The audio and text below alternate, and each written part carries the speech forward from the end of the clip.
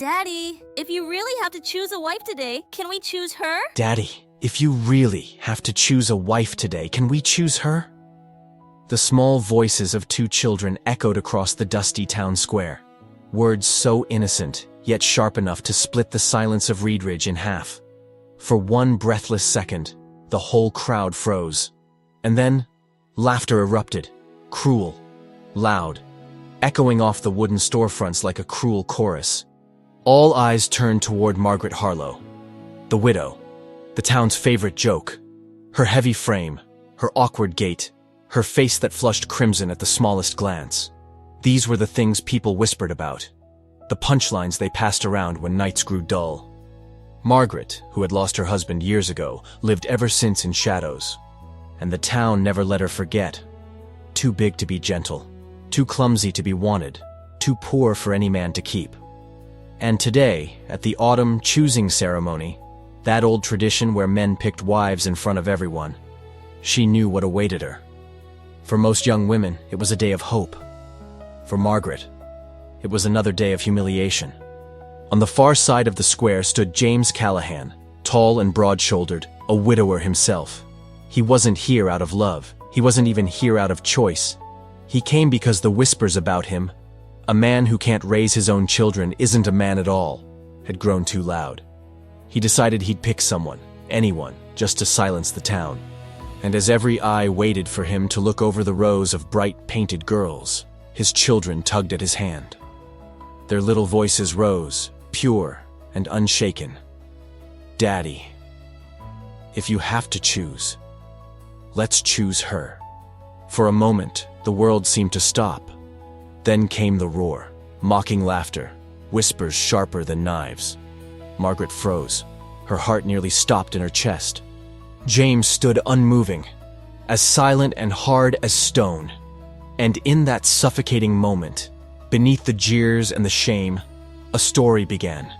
One woven with ridicule, with tears, but also the faintest spark of hope. The church bell rang out across Reedridge, its iron voice echoing over weathered rooftops and dusty streets. One by one, families poured into the town square, faces scrubbed, Sunday clothes straightened. Today was no ordinary day. It was the autumn wife-choosing ceremony, a tradition that had stood for more than 20 years. Young women lined up before the church steps, their dresses bright and ribbons new, fingers trembling as they clutched them tight. Their eyes shone with a mix of nerves and fragile hope. For them, this was the day destiny would be decided. A home, a meal, a life of security, all of it balanced on whether or not a man spoke their name. But for Margaret Harlow, it was something else entirely. She stood at the far end of the line, wrapped in a faded gray dress that clung awkwardly to her full figure. Sweat beaded on her brow. In her hands, she twisted a worn shawl until her knuckles whitened. The crowd's eyes cut into her like arrows, snickers from the women, elbow nudges from the men. "What's she even doing here?" someone muttered. "Just giving the town a reason to laugh," another sneered. Margaret heard every word, she always did. And though the sting of gossip had become a familiar wound, the harsh sunlight and the pounding of the ceremonial drum made her chest tighten all the same. She knew, before long, every gaze would find her. Then, the murmur of the crowd shifted. Heads turned. James Callahan entered the square. Broad shoulders beneath a faded work shirt. Hard lines cut deep by grief and weather. A widower. His two children, Emily and Jacob, clung to his sides, their wide eyes scanning the gathering. Whispers followed him like dust in the wind. "That's James, the widower cowboy. He hasn't courted a soul in years. They say ever since his wife died, he's lived like a ghost. Just whiskey and horses for company." James kept his silence, his stare sweeping the line of women. Everyone expected him to choose a pretty young girl, someone who would prove he was still worth something. But before his eyes could settle, Emily tugged his hand. Her voice rose, small yet piercing. "Daddy, if you have to choose, I want her." The square erupted in laughter. Heads whipped around, following her tiny finger pointing straight at Margaret, the last in line, cheeks burning red with shame. What did she say? She picked Margaret? Lord Almighty, even the children are joking now. Margaret's ears rang, her body locked in place. And then Jacob, bold and clear, called out too, "Daddy, we want her! She looks like Mama." The laughter grew louder, harsher, a storm of ridicule. Margaret wished she could vanish into the dirt itself. But James stood unmoving, his face as hard as stone. He looked down at his children, their innocent, unwavering eyes gazing back up at him. Around them, the whole town held its breath. Would he laugh it off? Push them aside? Pretend it never happened? Or would he do the unthinkable? In that moment, no one in Reedridge could have guessed. One unexpected choice would change every fate in that square. The town square erupted, laughter, whispers, jeers, like a hive of angry wasps breaking loose. Fingers pointed, heads shook, voices hissed. Kids don't know a thing. Must have been the sun in their eyes. James taking Margaret? Not a chance. This town won't ever let him live it down. Margaret stood frozen, clutching her frayed shawl until her knuckles burned. Her body trembled, every mocking word stabbing like needles into her skin. She wished she could vanish into the crowd, disappear into dust. But there was no escape. Every eye was on her. James was different. He stood tall, shoulders square like oak. On the outside, unshaken. But inside, a storm was raging. He despised being forced, despised being the butt of the town's jokes.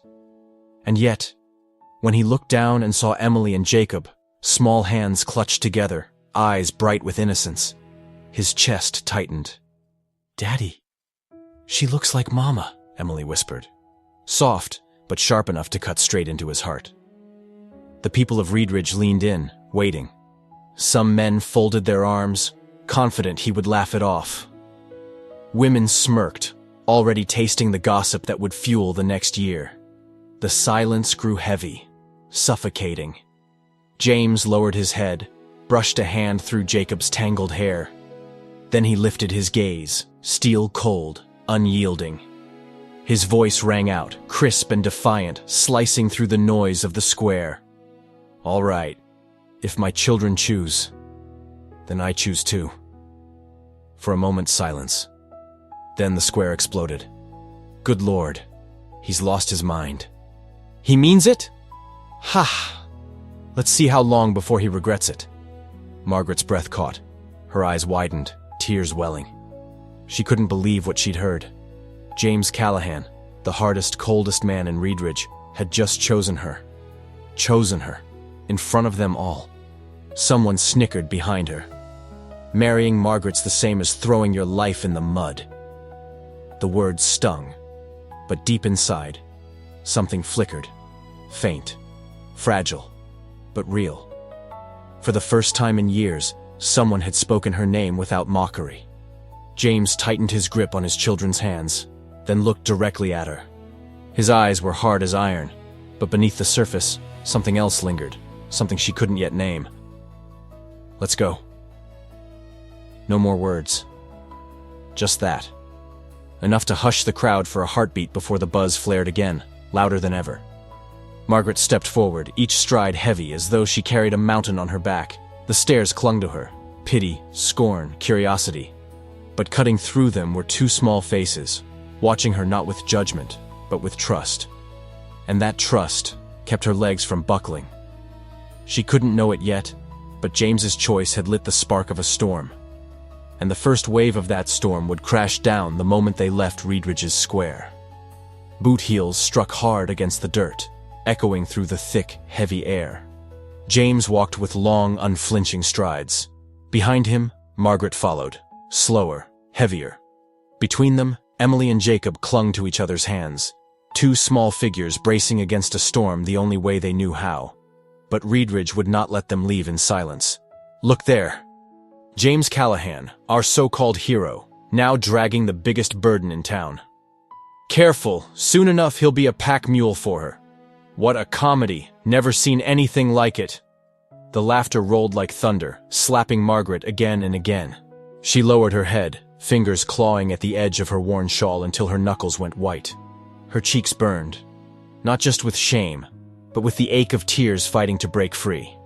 James didn't turn, but his jaw was set tight, muscles carved in stone.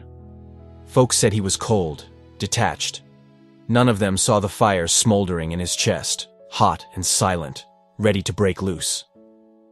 Emily glanced up. She saw the tears shimmering in Margaret's eyes, the woman she had just chosen as her mother. The little girl reached up, took Margaret's hand, and whispered, "Don't cry. Daddy chose you. We chose you. That means you're ours now." Margaret stopped, heart staggering in her chest. The words were so small, so innocent, yet they carried a strength that nearly knocked the air from her lungs. The walk from the square to the edge of town felt endless. Whispers and mockery clung to them like burrs. From doorways, from the saloon, from shop windows, people pointed and smirked. Children even ran behind, singing cruel songs until Margaret's knees nearly buckled. And then James stopped. Slowly, he turned. His eyes, cold, cutting, swept across the crowd. Not a word, just a stare. But that was enough. The boldest men faltered, their laughter turning hollow before they looked away. He faced forward again and walked on, leaving behind a trail of broken jeers. Margaret still trembled, but in that moment, she understood something. James Callahan didn't need words. He didn't need to shield her with speeches. The way he carried himself, the way he walked, was armor thick enough to blunt every knife of ridicule. At the far end of the dusty red road, the town began to fade into a line of rooftops in the distance. The wind of the open plains rose up, drowning out the laughter. Margaret lifted her face, drew in a long, trembling breath. And yet a question lingered, sharp and unanswered. Did he choose me, for his children, or for himself? The wagon turned toward the Callahan ranch, where the prairie stretched wide and unforgiving. Margaret didn't know it yet, but the real trials hadn't even begun. The silence between them, and the scars buried deep in James's past, would soon rise like a wall of stone between two hearts struggling to find a way through. The Callahan ranch rose out of the prairie under the fading glow of sunset. A weather-beaten cabin, shingles stained by too many storms, a sagging fence leaning under the weight of years. Behind it stood a tired barn and a horse corral, every inch of it marked by the hands of a man who had labored alone. Margaret stopped at the front steps, her heart pounding. This wasn't just a new home. This was a test, a place the entire town of Reedridge was waiting to see her fail, just so they could laugh one more time. James pushed open the door. The hinges screamed in protest. Without a word, he hung his hat on a crooked wooden peg. Emily and Jacob rushed in first, their voices ringing bright. "Daddy, look, we finally have a place to sleep." Margaret followed slowly, twisting her hands together. The house was silent, almost hollow, a rough wooden table, a few mismatched chairs, a cold, empty hearth. It didn't feel like a home. It felt like a fortress of loneliness. She set her shawl on the table, then asked softly, almost afraid of her own voice, "Would you like me to prepare supper?" James didn't look at her. He only muttered, flat and hard, "There's flour in the kitchen. If you can make something, do it." No kindness, no smile. Just another order from a man who had built walls taller than any fence around this place. Margaret nodded, lips pressed tight. She wasn't raised on frontier kitchens.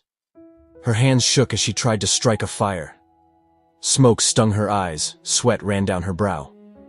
Emily and Jacob quietly brought kindling, doing what they could to help. The first loaf of bread blackened to cinders. The smell of burnt crust filled the room. Margaret blushed furiously and slipped it out the back door. The second cracked and crumbled, dry as stone. She bit her lip until she tasted blood, terrified of the town's laughter echoing in her head. James sat at the table, silent. Finally, he picked up a piece, chewed slowly. He neither praised nor mocked. He simply placed it down, exhaled, and walked outside. The wooden door shut behind him, leaving Margaret frozen at the table. Emily and Jacob wrapped small arms around her waist. Emily whispered, "Don't be scared. Daddy's always like that. But he's good. He just doesn't know how to say it." Margaret forced a smile, though her chest ached. Had she stepped out of one prison only to walk into another? A prison quieter, colder, built not from bars, but from silence? Night fell. The wind howled across the plains, carrying the scent of rain from far away. Margaret stood at the window, watching the children sleep in an old bed, their faces peaceful. Outside on the porch, James sat alone, bottle in hand, eyes fixed on the endless dark horizon. And then the lightning cracked. For an instant, she saw him clearly, saw that his silence was not aimed at her. It was turned inward, a shield against some wound from long ago, some grief that had never been named. The thunder rolled, deep and merciless. Out on the horizon, a storm was rising. The cabin trembled as if warning them. Whatever trial awaited was just beginning, and it would not spare any of them. Nights on the western plains are usually quiet, but not this one. The wind rose in howling waves, rolling across the prairie as if it meant to tear the Callahan ranch apart. Roof shingles rattled. Windows groaned. Lightning split the sky into jagged shards of blinding white. Emily was the first to bolt upright in bed, her eyes wide with fear. "Daddy!" she cried. James stormed in, scanning the room. He'd weathered storms before, but this sound, the raw, hungry roar of the wind, made his jaw tighten.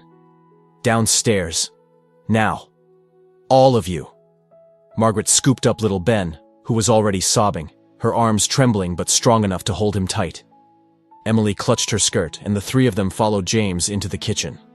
The cramped room smelled of smoke and damp wood, but it was sturdier than the attic above. The wind shrieked. The front door bucked against its hinges. Then, crash! A tree split and fell by the horse corral, smashing part of the fence flat. The thunder of it shook the walls. "Damn it," James muttered, yanking on his coat. He charged for the door. "Are you crazy?" Margaret shouted, but her words were swallowed whole by the storm. Emily's voice trembled. "Daddy's horse. If it gets loose..." James vanished into the rain and darkness. Margaret clutched the children to her chest. Her heart hammered. Then suddenly, Ben's crying stopped. She looked down. He was gone. "Ben!" Her scream split through the storm. Lightning flared, and she saw him. The little boy stumbled out onto the porch, his tiny legs wobbling, his body pulled by fear more than sense. The wind toppled a heavy water barrel, sending it crashing just feet from him. Margaret didn't think. She ran. The rain lashed her face. Her dress whipped and clung to her legs, but she only saw the boy. Ben slipped. The storm hurled him toward the edge of a swollen ditch. Margaret dove, knees slamming into mud, arms outstretched. She caught him and dragged him back, just as the current threatened to swallow him whole. Lightning blazed again, and there she was, Margaret, kneeling in the muck, cradling Ben against her chest, her body shielding him from the fury of the storm. James came running back, horse rope still in his hand. He froze at the sight. This woman the town mocked. This woman everyone called weak and foolish. She was braced against the wind like a shield of flesh and blood. Not strength of muscle, but strength of a heart that would never abandon a child. He lunged forward, pulling them both into his arms. "Are you out of your damn mind?" he roared, his voice breaking against the rain.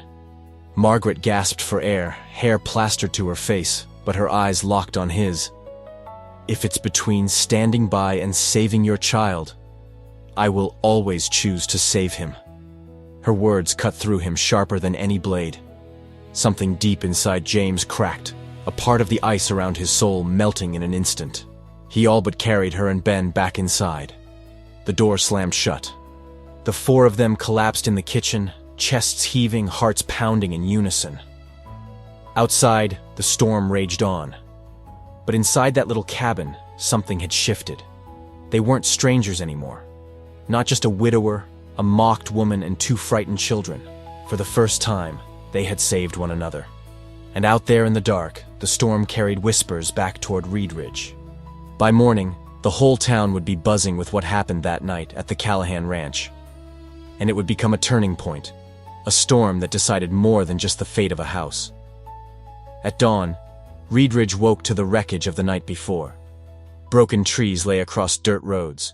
Shingles littered the ground like fallen cards. Wooden fences sagged, ripped apart by the howling wind. Folks poured out of their cabins to clean up, muttering about the storm, about how it had rattled doors and made the night feel like Judgment Day itself. But no story spread faster than the one about James Callahan's ranch. They say he dragged that widow inside his house, saw it with their own eyes. Both his kids clung to her like she was their real mama. Strange, ain't it? Thought James was cold as stone. The gossip rolled from porch to porch, saloon to saloon. In the tavern, a couple of men leaned back in their chairs, smirking. Imagine that. James Callahan, the Iron Cowboy himself, brought to his knees by the one woman this whole town laughs at. Their laughter rang sharp, though under it all was a twinge of curiosity they wouldn't admit. Out at the ranch, Margaret sat quietly on the porch steps. Her dress was still stained with mud she hadn't been able to wash out. Her hands were raw from scrubbing, red from the cold morning air. But her eyes glowed in a way they hadn't before. Little Ben slept heavy in her arms. Emily sat nearby, folding scraps of paper into little birds, her giggles cutting through the silence for the first time in months. James came out from the barn, shirt loose, hair still damp with sweat from the work. He stopped dead at the sight before him, a widow holding his boy as if he were her own flesh and blood. His daughter laughing, carefree at last. Something sharp and unfamiliar tugged at his chest. The ice he'd carried in his heart since the day his wife died felt weaker, thinner. "You pulled a reckless stunt last night," he rasped, leaning a hand against the porch post. Margaret lifted her head. Her lips were pale but her eyes steady. "I only did what any mother would do." James clenched his jaw. He lowered himself to sit opposite her, his voice heavier, softer. "Last night, I saw what this town's never seen. A woman who didn't run, even with death breathing down her neck." Her breath caught. For a moment, the cruel whispers of Reedridge faded. There was only his voice, low, honest, stripped of its usual armor. Emily piped up, her small face glowing with conviction. "Daddy, if it wasn't for Miss Margaret, Ben would have been gone. The wind would have taken him." James fell silent. His eyes flickered, betraying more than his words. Then, as if afraid of letting the moment go too far, he pushed himself to his feet and turned back toward the door. "My family owes you a life," he muttered. And with that, he walked inside. That afternoon, Margaret ventured into town for flour. The stares came sharp and fast. Some lips curled into smirks. Others whispered behind hands. But there were a few faces, hesitant, uncertain, that didn't look at her with pure contempt anymore. There she goes, still shacked up at James's place. Clinging on so she don't have to face the world alone. Or maybe he wants her there. Margaret hugged the sack of flour against her chest, her heart pounding like a drum, but she didn't rush. She didn't crumble into tears, because in her mind she kept seeing it. James's arms pulling her close in the storm, his rough voice calling her name. And in that moment she knew, no matter how loud the whispers of Reedridge grew, she had carved a place for herself at that ranch. Late that afternoon, the church bell tolled over Reedridge, its echoes pulling folks like a rope. By sundown, the town square was packed tight, neighbors whispering, boots scuffing, every eye fixed on the dirt road that led from James Callahan's ranch. He won't dare show his face. No man like James would throw his name away for a widow. Then again, they say in the storm, he held her close. People saw it. The murmurs swirled like smoke, heavy and restless. At the edge of the square, Margaret clutched little Ben to her chest. Emily pressed into her side. Margaret's heart hammered so loud she swore the crowd could hear it. She knew exactly why they were here. Not for justice, not for truth, but for spectacle. They wanted to watch James buckle under shame. They wanted to see her broken. And then, He appeared. James stepped into the square with shoulders broad as oak beams, his stride steady as stone. His eyes swept the crowd, then caught Margaret's for just a heartbeat. That single glance stole the breath from her lungs.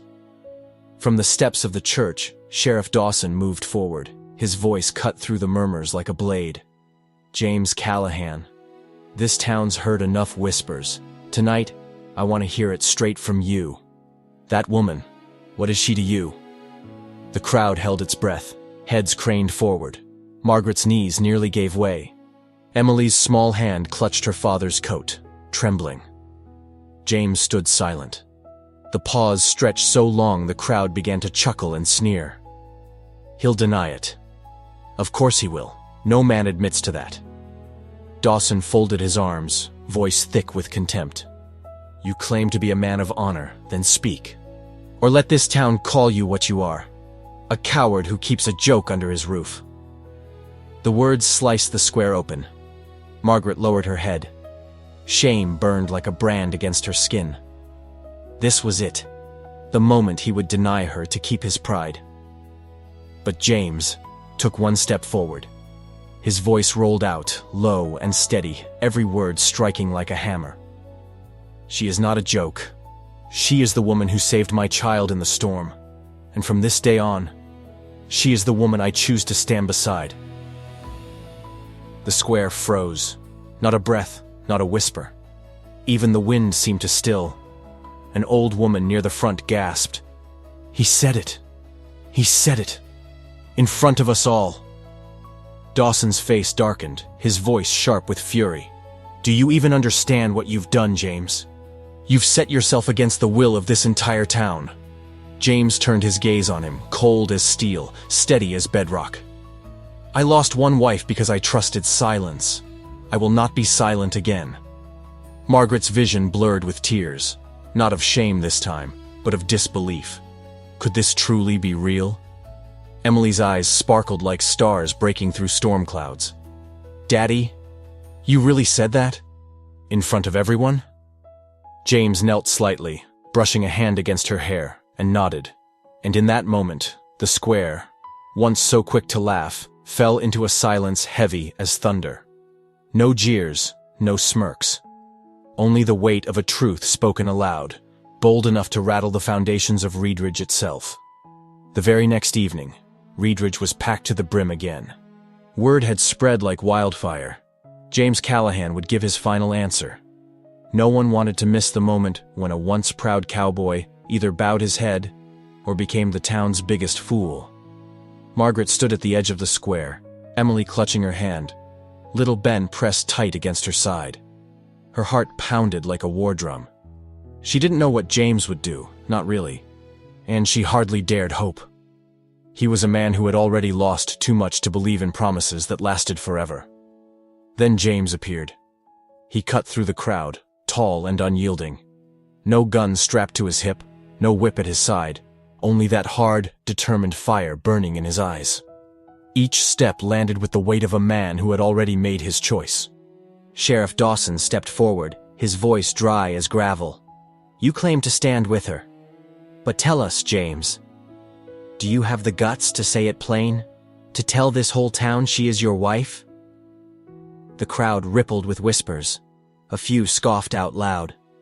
James didn't answer right away. Instead, he walked straight toward Margaret.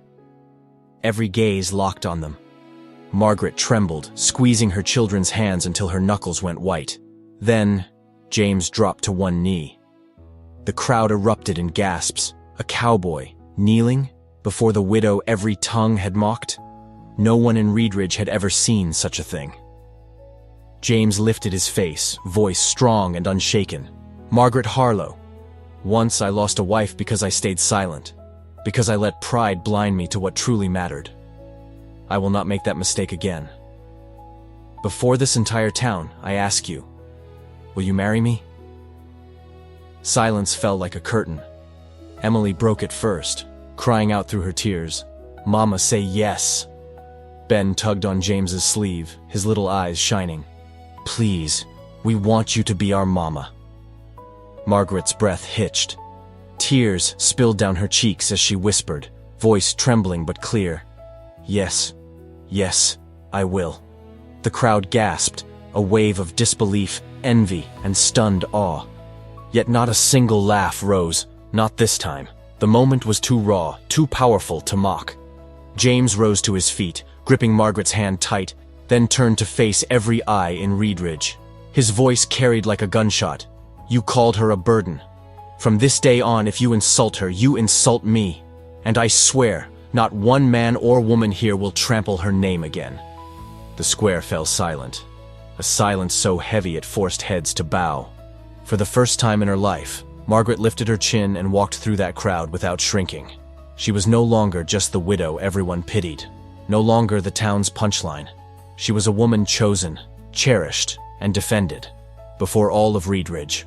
And in that moment, the town could only watch as love, unexpected, defiant, unyielding, silenced 100 jeers with a single truth.